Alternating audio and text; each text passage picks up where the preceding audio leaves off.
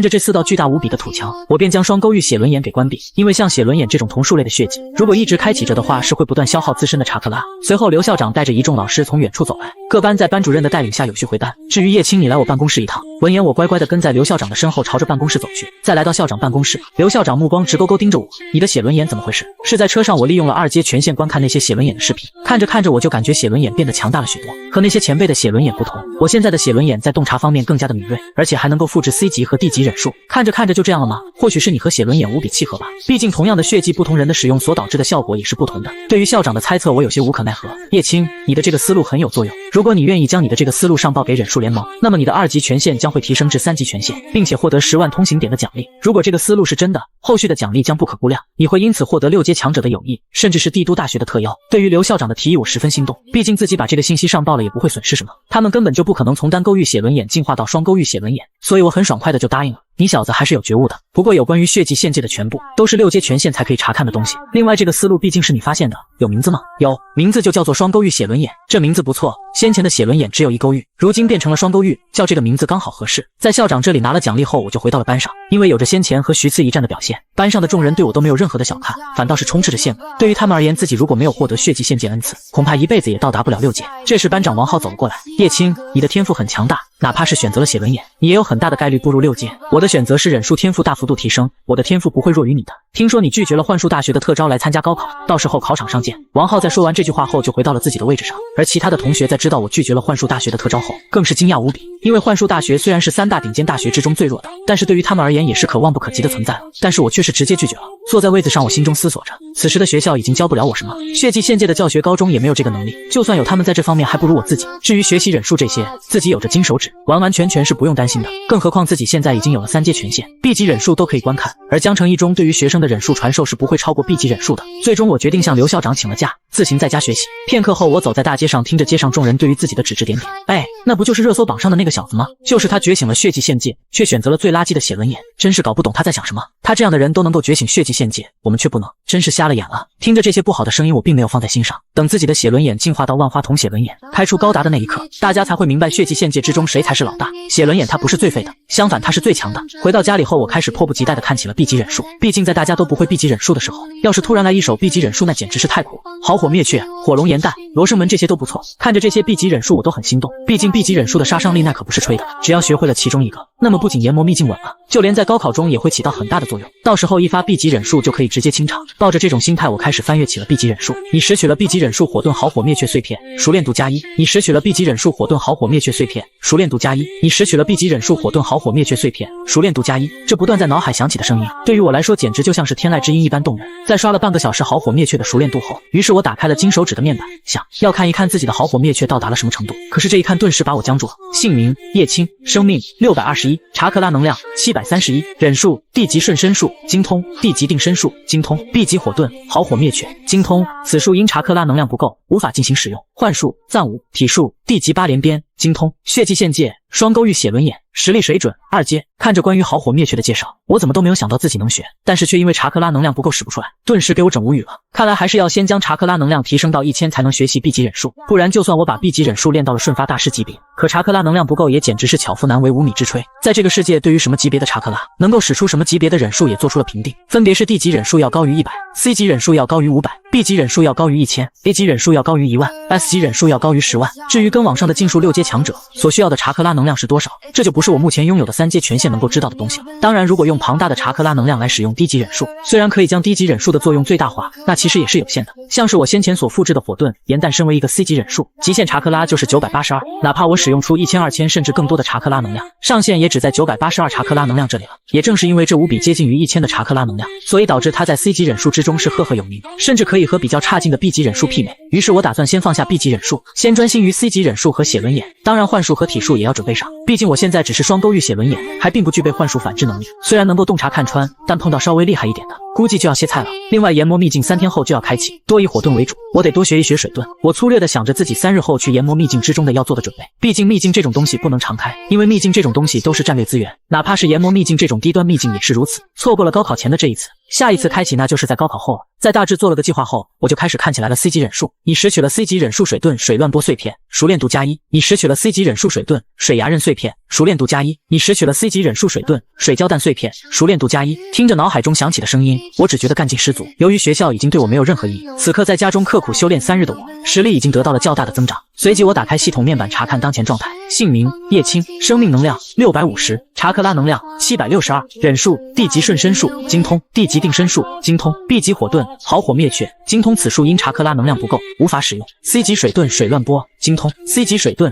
水胶弹精通， C 级水遁水牙刃精通。幻术 C 级魔幻敬天地转精通，体术 D 级8连鞭精通， C 级4级崩精通。血迹限界双勾玉血轮眼，实力水准2阶，虽然实力水准评定依旧日还是2阶，但那也只是自己的查克拉能量不达标罢了，只要达标自己便是3阶强者，因此如今的自己在2阶之中可以说是无敌手。不仅学了3个 C 级水遁忍术，还学了一个 C 级幻术和 C 级体术，尤其是这个 C 级幻术，严格意义上来说它是没有级别的，甚至都称不上幻术，因为魔幻境天地转这术的能力太奇特了，可以将对方施展在身上的幻术瞬间反制到对方的身上，同时给对方的精神造成极大的冲击。用简单的话语来讲，那就是反弹。但是想要达到反弹的效果是需要有前置条件的，因此此术的学习难度很高，那就是需要瞬间看透对方的幻术，然后再将此术反弹给对方。当然想要完全施展此术还有一个必要条件，那就是需要有血轮眼。血轮眼的作用可以瞬间看穿对方的幻术，然后将本来只能够反弹一部分的忍术全部反弹回去，给对方造成极大的精神冲击。这道幻术对于目前的我简直来说是绝配，因为双勾玉血轮眼可是没有反制幻术的能力，而学习了这术之后，哪怕我目前的血轮眼没有进化到3勾玉，同阶段也没有人能够让我幻术中招。片刻后我便来到了5大国联手主导的忍术联盟，这里是开启研魔秘境的入口，我便在等待口随便找了个地方坐了下来，开始打量自己的竞争对手。在将周围的人几乎都打量一圈后，我发现了先前那个同样也觉醒了血迹限界恩赐的少年，而这名少年也同样发现了我。他叫姜文光，是江城私立第1中学的高3学生。姜文光看着我，眼神之中流露出深深的蔑视。就在这时，班长王浩走了过来：“叶青，你要不要跟我们组队？”面对着班长王浩的邀请，我思索片刻后拒绝了，因为这次来研魔秘境的主要目标就是猎杀炎魔，甚至说是3阶炎魔王。如果跟人同行要暴露的东西太多了，自己目前的实力只要不是贸然去招惹炎魔王，是没有任何的问题的。面对着我的拒绝，王浩无奈地回到了队伍之中，同时因为我的拒绝还吸引了在场众多队伍的目光。这家伙想当独行侠，简直是不怕死，疯了，他就是个疯子。毕竟正常人谁会在漩涡之体、尾兽之力、血轮眼这3大血迹限界之中选择最废的血轮眼？这简直是找死的节奏。这时联盟的一名负责人走过来，对着众人说道：“研魔秘境即将开启，为时3天，大家排好队，一个一个上来刷通行卡。”闻言，在场的众人纷纷开始排队，而我排在最后面。随后伴随着一声轰鸣，研魔秘境的大门顿时洞开，那炎热的气流从大门之中不断流出。这一刻，在场的众人仿佛都感觉置身于火山之巅一样炎热。联盟的负责人看着这种情况说道：“上来刷通行卡吧，不同的权限会去往不同的区域，你们大多都是拥有1阶权限的，少数可能有着2阶权限，但是我建议你们还是在1阶权限之中寻找资源进行试炼，有实力者可以靠近2阶权限外围，但不要太过深入，否则联盟也难以第一时间进行救援。”在负责人说完这些后，大家就开始排队刷卡进入研魔秘境。当最后轮到我的时候，这名负责人有些惊讶道：“你选择了血轮眼，别太深入，尽量找个队伍进行结盟。虽然研魔秘境是低级秘境，但是死亡率可不低。”在嘱咐完了这些后，负责人拿过我的通信卡一刷，整个人顿时呆若木鸡，愣住了。你3阶权限怎么可能呢？血迹限界不是只奖励2阶权限吗？在他眼里，权限的升级是很难的，尤其是非实力的权限升级，那需要做出很重大的事情才可以。面对着负责人的惊讶，我并没有说些什么，因为自己的3阶权限是通过血迹限界上去的，这点总不能说出来吧。在惊讶过后，负责人也知道我的身上绝对有秘密，甚至是大秘密，因此怀着好意提醒道：“你3阶权限是要进入炎魔王的区域的，进去之后赶快撤。这段时间的炎魔王因为新王与旧王更替，这是不太安分，你要小心一点。”知道了，谢谢。刷完卡后，我大步流星地踏入了研魔秘境的大门。在进入秘境后，给我的第一感受就是炎热。这片核心区域充斥着滚滚的热浪，而且这种热浪比先前研魔秘境大门洞开的热浪强上了数倍。如果没有到达2阶实力的人来到此地，那简直就是送死。光是这里不断的热浪，就可以对生命能量500以下的学生造成不小的伤害，相当于平白无故挂了个灼烧棒。但是到达了2阶实力的来到此地，虽然依旧会觉得有些炎热，但是却并没有影响。然而就在这时，系统声在我脑海里响起：你拾取了火系能量碎片，你的查克拉能量加1，生命能量加1。你拾取了火系能量碎片，你的查克拉能量加1，生命能量加1。你拾取了火系能量碎片，你的查克拉能量加1，生命能量加1。听着不断响起的提示之音，这研魔秘境真是来对了，完完全全是我的福地啊！就这个增长的速度，估计3天之后我出去可以驾驭 B 级忍术。先前那位负责人说研魔王不安分，正处于新王与旧王更替之际，于是我打算先在边缘区域历练1-2天，顺便提升自己的实力，看看究竟是怎样的新王与旧王更替法，再来决定是否对炎魔王下手。随即我便决定先在3阶区域的边缘 OB 一下，毕竟自己现在的实力也只是2阶，虽然在2阶之中没有敌手，但是跟3阶的炎魔王相比还是略有逊色，正面碰上的话就只有跑路，说做就做，我立刻开始行动起来。而此时在2阶权限区域这里，姜文光降临后在原地等了一会儿，为的就是和先前组队的那些人会合。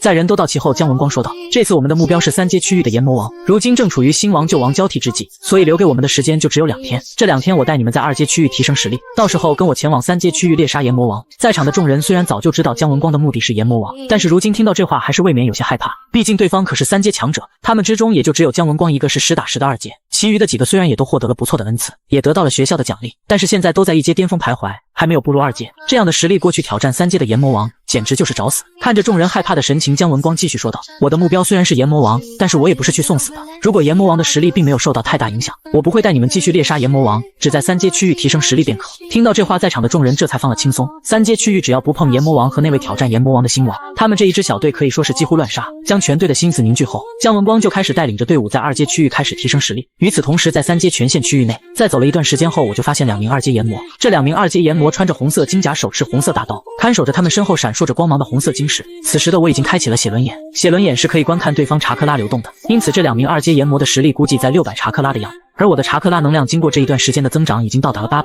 再配合专克火盾的忍术，对付这2名2阶炎魔简直不要太轻松。而所谓的炎魔晶石，则是一种可以增加查克拉和火盾天赋的好东西。随即我开始结印水盾水胶弹，伴随着结印的完成，我被查克拉形成的鲨鱼状水弹包裹住，然后朝着这2名2阶炎魔扑去。当2名2阶炎魔发现我的时候，此时的我已经完成了结印，化作了鲨鱼扑向他们。瞬间2名炎魔还没有来得及反应，就直接被鲨鱼扑中，重创倒地。被重创后的2名2阶炎魔想要站起来，却发现此时的地上已经化作了一滩水池。在这水池之中，本就遭受到重创的2人更是变得无比的虚弱。接着我迅速完成水盾水牙刃的结印手势，然后一人一刀直接送这2名炎魔上路。解决这2名2阶炎魔后，我收起了这2名炎魔的晶核，和他们看守的炎魔晶石相比，这才是真正的好东西。炎魔晶核代表着炎魔一身实力的果实，获得之后进行吸收，不仅可以获得大量的查克拉能量，更是有可能获得炎魔族的独特忍术，甚至说是炎魔一族的血脉。而炎魔晶石只不过是吸收炎魔秘境之中的能量所凝聚而成，和炎魔晶核相比的差距实在是太大。然而就在这时，系统声再次响起：你拾取了炎魔晶核碎片，查克拉能量加50；你拾取了炎魔晶核碎片，查克拉能量加50；你拾取了炎魔忍术地级火盾热浪之术碎片，熟练度加1。看着金手指的提示，我很开心，这样以后获得晶核都可以直接通过金手指吸收，不用交给忍术联盟进行净化再来吸收了。另外我的运气还不错，竟然这就获得了炎魔一族的忍术。不过热浪之术可不咋地，虽然晶核可以提升大量的查克拉，但是这东西却是不能够直接吸收的，而是要上交给忍术联盟，然后通过特殊的记忆制作成可以吸收的晶石。当然在这种过程之中，晶核会遭到损耗，因为晶核贸然吸收会受到晶核之中存在的意志影响，所以上交给忍术联盟的晶核在经历过这一手段后，基本上都会损失30%。然后因为忍术联盟掌握着这种独家权利，还需要上交20%的使用费，所以基本上留给上交者的就只有1半的能量了。而拥有金手指就相当于直接将那20%的使用费给抹除。至于刚刚通过金手指在晶核之中获得的火盾热浪之术，不仅级别排在地，而且作用也很差。它的作用顾名思义，也就是吐出热浪，对于2阶以下的可以造成持续性伤害，而且这东西不仅范围不大，小而造成持续性的伤害，还得要对方一直处于热浪范围之中。一旦对方离开，对方体内的生命能量就会开始压制这种热浪能量，所以此术对于我来说就是鸡肋。当然我也没有指望在炎魔秘境这里获得啥忍术，因为这里只是个低级秘境，该获得的忍术早就被获得了，并且记载在了权限之中。你拾取了炎魔晶核碎片，查克拉能量加20。随着最后一声拾取的声音响起，我那手上2颗晶核顿时灰飞烟灭。姓名叶青，生命能量802，查克拉能量1320，忍术地级瞬身术精通，地级定身术精通， B 级火盾好火灭却精通， C 级水盾水乱波精通， C 级水盾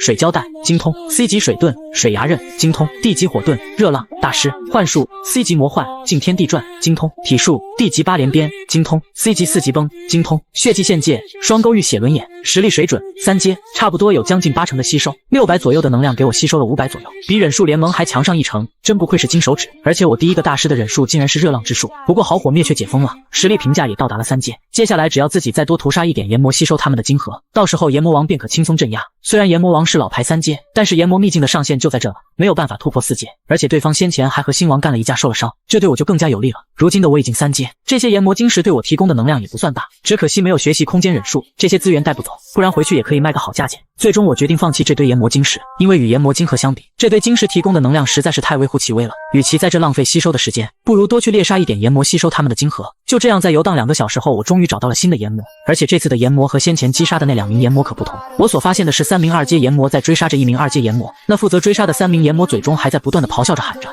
杀，用他的人头向大王换取资源。听着这3名负责追杀炎魔嘴中吐出的话语，我明白了，这3名追杀的炎魔属于炎魔王的手下，而被追杀的则是属于星王的手下。或许我可以跟他合作干掉炎魔王。在进来之前，我本身就对着炎魔王有想法，更何况现在到达了3阶了。但是毕竟积累摆在那里，按照记载来说，炎魔王是有着2000多查克拉的，哪怕重伤了，这个数字应该也在将近2000左右。而且他的身边还有着许许多多的2阶炎魔，甚至将近3阶的存在。我现在一个人去挑战，估计要被他们耗死，所以找个合作伙伴也十分不错。说干就干，我开始结印水遁水乱波，瞬间从口中吐出大量水流，冲击向那3名正在追杀着的2阶炎魔。3名2阶炎魔发现我施展的水遁，想要撤离的时候已经来不及了。庞大的查克拉形成的水流不断的向他们进行冲击，因为查克拉的属性克制在水遁水乱波的冲击之下，3名2阶炎魔身上的气息开始不断变弱，最终直接被这大量水流所形成的水潭淹没。而被追杀的那名2阶炎魔看着这样的情况，更是吓了一跳，整个人顿时跑都不敢跑了。对此我并没有先管这名2阶炎魔，而是先将水遁所击杀的3名2阶炎魔的晶核给收了起来后，再走向对方问道：“你是星王的人？”“是的，大人，我是星王的。”“那给我讲讲你们星王的情况，以及炎魔王的情况。